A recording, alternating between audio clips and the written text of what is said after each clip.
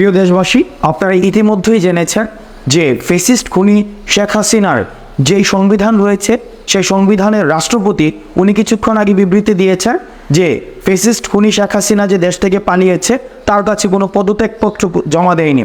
আমরা দেখেছি গতকাল চট্টগ্রাম বিশ্ববিদ্যালয়ে ছাত্রলীগের আবার পুনর্বাসনের জন্য বিভিন্ন ধরনের পায়তারা করেছে এবং ঢাকা শহরের বিভিন্ন প্রান্তে ছাত্রলীগ, যুবলীগ এবং আওয়ামী লীগের যে পতিত আত্মারা রয়েছে তারা বিভিন্নভাবে জড়ো হওয়ার তারা পায়তারা করছে।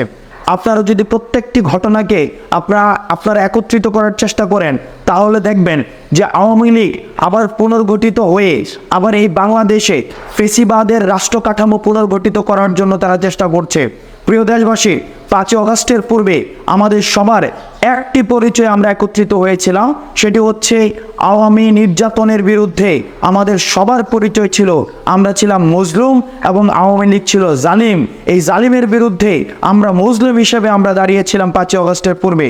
কিন্তু 5 আগস্টের পরবর্তী সময়ে আমরা নিজেদের বিভিন্ন ক্ষুদ্র ক্ষুদ্র রাজনৈতিক স্বার্থে আমরা পৃথক হয়ে গিয়েছি, যার ফলশ্রুতিতে এই যে একটি গ্যাপ ক্রিয়েট হয়েছে, এই গ্যাপ ক্রিয়েটের জায়গাটিতে আবার আওয়ামী ফ্যাসিস্ট সরকার আবার তার পুনর্বাসনের ছক কষছে। আমাদের দেশবাসীর প্রতি আহ্বান জানাবো এবং যে রাজনৈতিক দলগুলো রয়েছে, বিশেষ করে বিএনপি, জামাত, ছাত্রদল এবং ছাত্র শিবির, যারা গত 16 বছর ধরে বিভিন্ন আওয়ামী ফ্যাসিস্ট সরকারের রাজনৈতিক নিগ্রহের শিকার হয়েছেন, আমরা আপনাদের কাছে আহ্বান জানাবো নিজ নিজ দলীয় স্বার্থের ঊর্ধ্বে উঠে আমরা 5 আগস্টের পূর্বে যেভাবে মজলুম হিসেবে আমরা জনতার কাতারে এসে দাঁড়িয়েছিলাম এবং ফ্যাসিস্ট খুনি শেখ হাসিনার বিরুদ্ধে আমাদের অবস্থান জারি করেছিলাম এবং নিজেদেরকে এই জালিমের বিরুদ্ধে আমরা মজলুমের কাতারে এনে দাঁড়িয়েছিলাম, এই আওয়ামী লীগকে স্থায়ীভাবে বাংলাদেশ থেকে নিষিদ্ধ করার জন্য এবং আওয়ামী লীগের স্থায়ীভাবে সমূলে উৎপাটনের জন্য শেষ পর্যন্ত আমাদেরকে একত্র থাকতে হবে। আমরা যদি নিজেদের দলীয় স্বার্থে এবং রাজনৈতিক স্বার্থে আমরা যদি পৃথক হয়ে যাই, সেই সুযোগটি হচ্ছে আওয়ামী লীগের পতিত আত্মারা নেবে। সুতরাং আপনাদের কাছে আহ্বান, আপনারা বিভিন্ন জায়গায় যদি খুব মনোযোগের সাথে দেখেন তাহলে দেখবেন বিভিন্ন জায়গায় চক্রান্ত চলছে, বিভিন্ন জায়গায় আওয়ামী লীগকে আবার পুনর্বাসন করার আমরা দেখছি প্রশাসনিক এবং বিচারিক বিভিন্ন ধরনের ষড়যন্ত্র চলছে।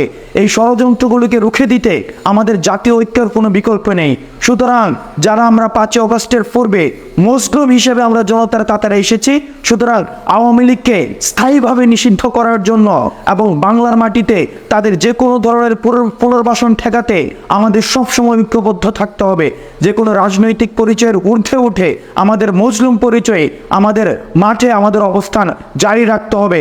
নচেত আবার আমরা দেখব আওয়ামী লীগের পতিত আত্মা আবার বাংলাদেশের এই মাটি আবার তারা দখল করে নিয়েছে। সুতরাং আমরা আমাদের জায়গা থেকে শক্ত অবস্থান নিশ্চিত করব, যাতে করে আওয়ামী লীগের কোনো পতিত আত্মা আর কোনোভাবেই বাংলাদেশের মাটিতে পুনর্বাসিত না হতে পারে।